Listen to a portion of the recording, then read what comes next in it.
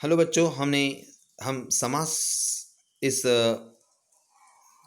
22 lesson को शुरुआत की है। समास के भेद, जो 6 भेद होते हैं, वह हमें अध्ययन के लिए है। 6 भेदों में से हमने तत्पुरुष समास और कर्मधारय समास, इन 2 समासों का अध्ययन किया है। अब हम इस वीडियो में, इस लेक्चर में द्विगु समास का अध्ययन करेंगे। द्विगु समास, इस समास की परिभाषा है: जिस समस्त पद का पूर्व पद संख्यावाचक विशेषण हो वह द्विगु कर्मधारय समास कहलाता है। इस समास को संख्यापूर्वक कर्मधारय कहा जाता है। इसका पहला पद संख्यावाची और दूसरा पद संज्ञा होता है। इसमें संख्या का समावेश होता है, इसलिए इसे द्विगु समास कहा जाता है। तो हम देखेंगे समस्त पद कैसे होते हैं। दोपहर यानी 2 पहरों का समूह, त्रिलोक 3 लोकों का समूह, तिरंगा 3 रंगों का समूह, पंचतंत्र 5 तंत्रों का समूह, पंजाब 5 आबों नदियों का समूह, पंचरत्न 5 रत्नों का समूह, नवरात्रियों का समूह आदि। द्विगु समास के भेद।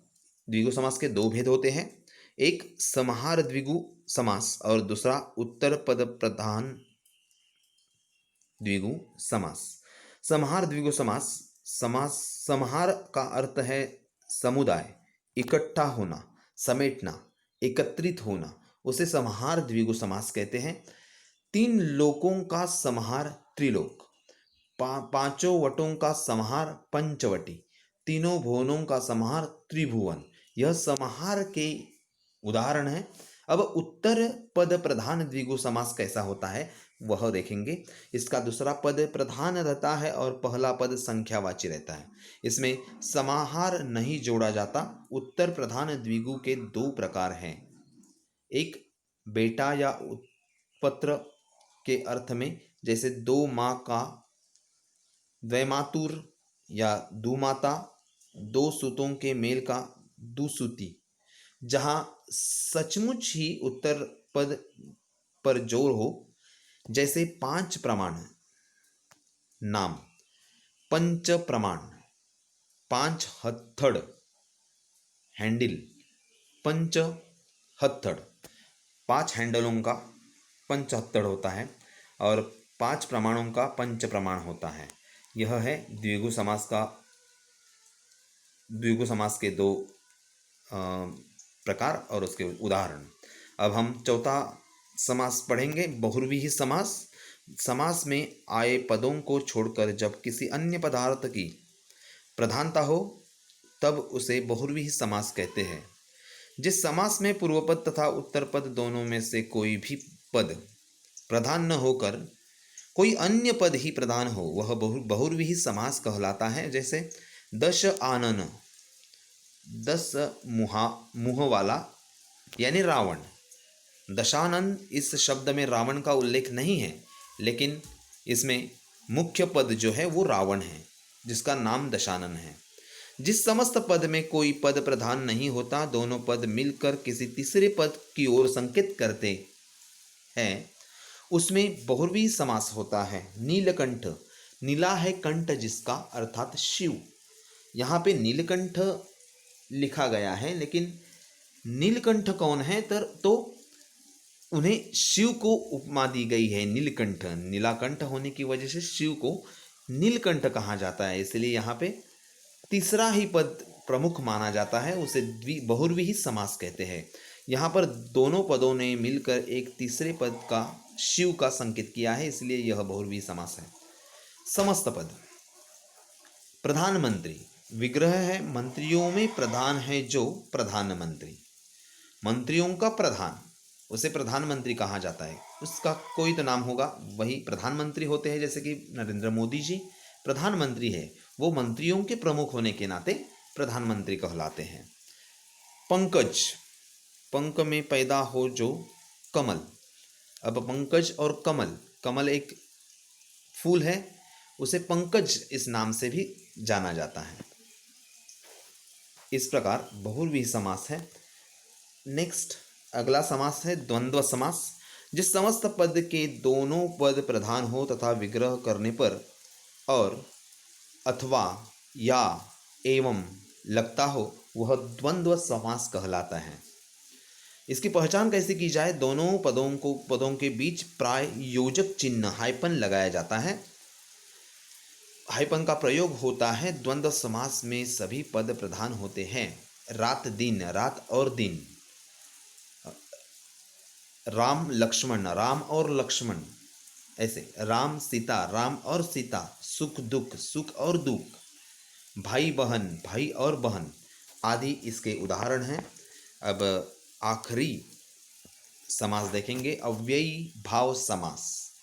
अव्ययी भाव का लक्षण है जिसमें पूर्वपद की प्रधानता और सामासिक या समास पद अव्यय हो जाए उसे अव्ययी भाव समास कहते हैं। जिस समास का पहला पद पूर्वपद अव्यय तथा प्रधान हो उसे अव्ययी भाव समास कहते हैं।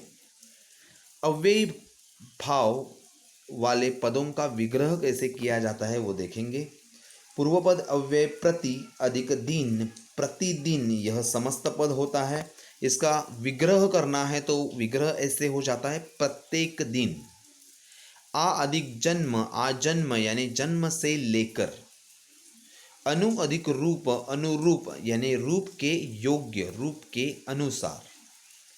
हाथ अधिक हाथ, हाथों हाथ यानी हाथ ही हाथ में। इस प्रकार इसके उदाहरण हैं। अव्ययी भाव समास की पहचान के लक्षण कैसे होते हैं देखेंगे। अव्ययी भाव समास को पहचानने के लिए निम्नलिखित विधियां अपनाई जा सकती हैं। इन विधियों को ध्यान से सुनिए। यदि समस्त पद के आरंभ में भर, नीर, प्रति, यथा, बे, आ, ब, उप, यावत, अधि, अनु आदि उपसर्ग अव्यय हो, जैसे यथाशक्ति, प्रत्येक, उपकूल, निर्विवाद, अनुरूप, आजीवन आदि। यदि समस्त पद वाक्य में क्रिया विशेषण का काम करे, जैसे उसने भरपेट, क्रिया विशेषण खाया, क्रिया, उसने भरपेट खाया। इसमें उसने भरपेट यह क्रिया विशेषण है और खाया क्रिया है। इस प्रकार हम अव्ययी भाव समास को पहचान सकते हैं। आखिर में सातवां नग्न समास, जिस समास में पहला पद विशेषाधात्मक निषेधात्मक हो उसे नग्न तत्पुरुष समास कहते हैं। इसमें नहीं का बोध होता है। इस समास का पहला पद नग्न अर्थात नकारात्मक होता है। समास में यह नग्न रूप में पाया जाता है। कभी कभी यह न रूप में भी पाया जाता है, जैसे संस्कृत भाव, न भाव इज इक्वल टू अभाव, न धर्म अधर्म, न न्याय अन्याय, न योग्य अयोग्य, यह उदाहरण है नग्न समास के। अनाचार यानी आचार न करने वाला, न आचार, अनदेखा न देखा हुआ, अन्याय न न्याय, अनभिज्ञ न अभिज्ञ, नालायक नहीं लायक, यह नन्य समास के उदाहरण हैं। इस समास को हम सिर्फ एक्स्ट्रा नॉलेज के लिए ही जानेंगे, एग्जाम से इसका कोई वास्ता नहीं है। यह पाठ यहाँ समाप्त होता है। धन्यवाद।